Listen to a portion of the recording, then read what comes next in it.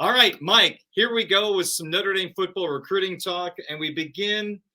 I guess I bring this up because we are now inching toward National Signing Day, still, 2 months away.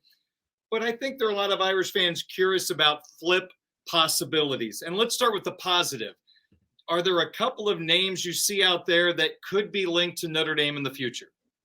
Yeah. So we're kind of at a point there where it's the calm before the storm in Notre Dame recruiting. We're just I think a hair under 2 months from National Signing Day. Of course, that early signing day, occurs the third Wednesday in December, I believe it is. So we're getting close, and a lot of these players are kind of just focusing on their senior seasons right now.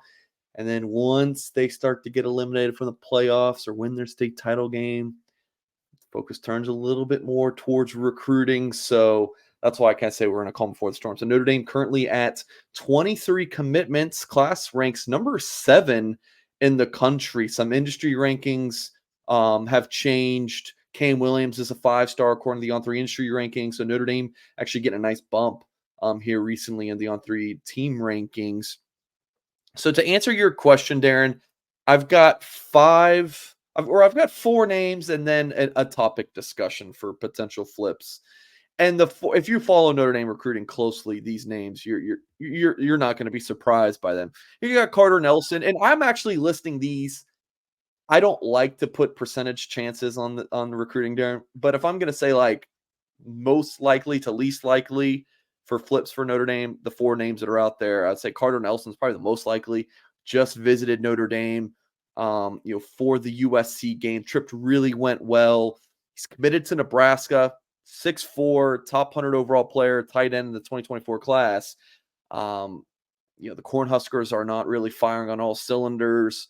He's got the in-state poll. Is it kind of like a mind versus heart kind of thing? Is it the mind thinking Nebraska's this, in-state school, family full of Husker fans. I grew up a Husker fan versus like, hey, I love Notre Dame, I love the commits, the coaches. So that'll be an interesting thing. Nelson very much kind of looking to decide after his senior season concludes. How about this? Ainsworth, Nebraska. I don't know if you guys have been there. It's a small town. I have not been there. Very, very small town. 8-man football Nelson plays. And he Wow. plays some quarterback, running back, receiver, everyone on defense. He basically plays half the positions on the field. Since there's not that many players, on one side of the football with only 8 guys. Mondi Ogboko is a Georgia defensive line commit, 6'4.5", 355 pounds. Admittedly, have not heard a lot about Ogboko since he visited officially for the Ohio State game. Don't have a lot to add there. I would assume no news is just okay. Like, let's just keep trudging along. Get closer to signing day. See if Notre Dame can make a move. To potentially flip him. They would love to have him. Now we're kind of getting into the long shot category. Caleb Beasley from Lipscomb Academy, the cornerbacks committed to Tennessee. Notre Dame would love to have him. I think he'd be a tremendous fit at Notre Dame. Someone who I actually logged a prediction for the Irish to land probably a year and a half ago at this point, but didn't work out for Notre Dame. He commits to Tennessee, and it appears that he's pretty solid with the Vols. He was maybe going to take an official for the Ohio State game, and that didn't come together. And then Justin Scott, the 5-star defensive lineman from Chicago St. Ignatius, seems like a pretty long shot. Like Al Washington was on the road recruiting last week for the bye week.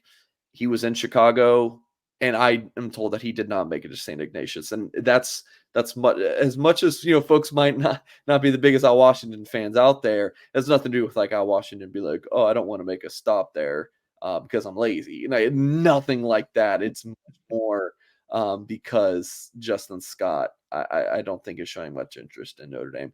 Might be a hot take. I really like Al Washington as a recruiter. I think he could have done better things in the Scott recruitment, but I think Notre Dame signing some solid defensive line classes. I know Fighting Irish sources are pretty fired up about that group, but yeah. So that's the 4 names, and then the 5th item, Darren, would just be the unknown. Who is out there that Notre Dame is working on behind the scenes? Who like a Brandon Hillman, if you remember last year, Darren signed with Notre Dame, then got a release from his letter of intent. Different discussion for a different day, but Notre Dame offered him around this time last year. Just he'd really emerged on the scene. He had like 2 or 3 offers at that point. Notre Dame offers him, and then of course he blows up, becomes this national recruit. Is that out there? Is there a flip of someone that we're not talking about, someone we don't know about, someone who emerges? I think Notre Dame probably adds 1 to 2 more players in this class, on top of the 23 that they have committed. So we have the 4 names that we kind of know that they're at least in somewhat communication with in terms of Scott and Beasley, and then actively working on Nelson and Boko. But we'll see what happens with the potential surprises moving forward. Mike, we all know Irish fans call Notre Dame tight end U. I did quick research. The best tight end in Nebraska history is Junior Miller, who played 77 through 79.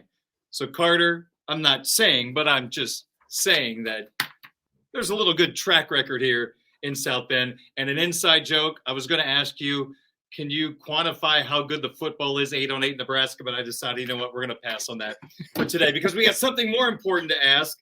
And that is, okay, I hate to be negative, but yeah, are there a couple of players in the Notre Dame class that you have to be on flip watch? Okay, it's a fair question. Now, there's two things I'm going to kind of hit on here.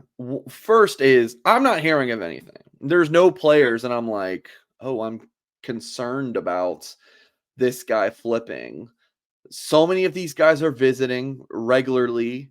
Like even someone like Kingston Viliamuasa, when he committed to Notre Dame, it was that surprise commitment, in a way. Picking Notre Dame over Ohio State and USC. A lot of the buzz had been for the Buckeyes leading up to his announcement, Darren. He's visited twice.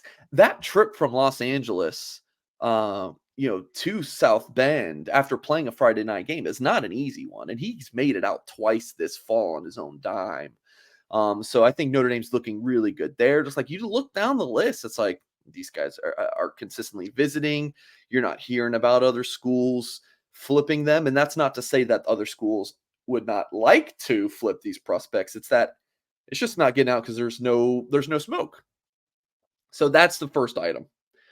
But also, guys, with us being seven weeks from signing day or something like that, this you got to remember it's recruiting. So many things. I mean, you wake up, Darren, you know this, in this industry that we work in, you wake up every day. It's like, what the hell is going to, sorry for cursing. What can happen in any given day? You're going to wake up on a Monday and find out, that a guy named Stallion is the sign stealing stallion for Michigan. Like you don't know. Who would have thunk that up? Deion Sanders would become the Colorado head coach and start poaching all these recruits and just doing crazy things. Like college football, the college football world can be flipped upside on its head in any way.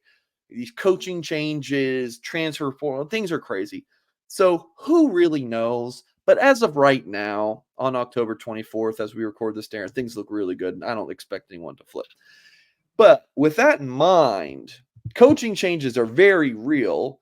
I mean, how many of us think that Notre Dame's going to have the same exact staff next year? There's no way. So you start to think about who on Notre Dame's commit list, and this is just me here, who on Notre Dame's commit list, if like it doesn't matter who the coaches, they're going to Notre Dame, right? And then who are some of the coaches on the staff that just did a tremendous job and pulling a kid to Notre Dame that maybe, Brian Kelly's staff doesn't, or, something like that. Those are the players who are like, like Chancey Stuckey, Dylan McCullough, rock stars in recruiting, in my opinion. If one of those, and look, last off season there was rumors of other, not only I think it was more NFL looking at those guys. What if they get poached after a second year at Notre Dame? We all know the assistant coach shelf life is short. So those are kind of the things that if they were to leave, then what happens? Now you're going to have some other schools poach those kids hard. But going back to my first point, Darren, Notre Dame really does feel good about, if you're Marcus Freeman, you're this recruiting staff, this will be my last thought on this. You also know that your coaches could leave. So you really got to build those connections with the people who are not leaving, recruiting staff guys, Chad Bowden's of the world. Yeah, those guys aren't going anywhere. Marcus Freeman's not going anywhere. Those relationships have to be very, very strong so that if assistants do leave, it's not like, well, my position coach left. I don't know anyone else on the staff. That's not happening at Notre Dame. It might be used to, Darren, at some spots, but not anymore.